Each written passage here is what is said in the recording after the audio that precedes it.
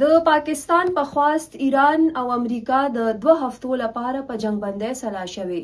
میډیا ریپورټونو تر مخه امریکایي صدر ډونالډ ټرمپ ویلي چې د پاکستان کامیاب سفارتکارۍ د وزیر اعظم محمد شهباز شریف او آرمي چیف فیلډ مارشل سید عاصم منیر په خواست هغه د ایران خلاف حملې د 2 هفتو لپاره ودرولې دي، خو شرط دا دی چې ابنای هرمز مکمل او محفوظ طریقې سره کولاو کړي شي. بلخوا تهران تصدیق کړی چې امریکې سره به په 10 نکاتي ایجنډا مذاکراتي عمل اسلام آباد کې د جمعې په ورځ شروع کیږي. د امریکایي صدر لخوا ایران کې دوباره جنگ تیزولو او د لړ کې مهلت نه پس وزیر اعظم شهباز شریف امریکایي صدر او ایران ته اپیل کړی چې 15 ورځو لپاره جنگ بندي وکړي. وزیر اعظم شهباز شریف خپل بیان کې ایران ته هم اپیل کړی چې ابنای هرمز د هم 15 ورځو لپاره کولاو کړي چې د منطقې د خلکو مشکلات کم شي.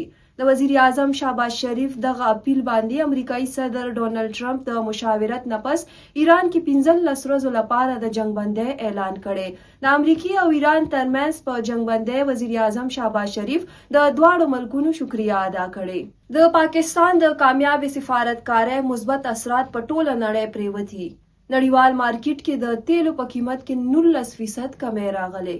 دغه رنګ نور نړیوال سټاک مارکیټونو په رنګ د پاکستان سټاک ایکسچینج 100 انډیکس کې نن د کاروبار په 3 ورځ د 12,000 نه زیاتو پوینټونو اضافه شوې ده.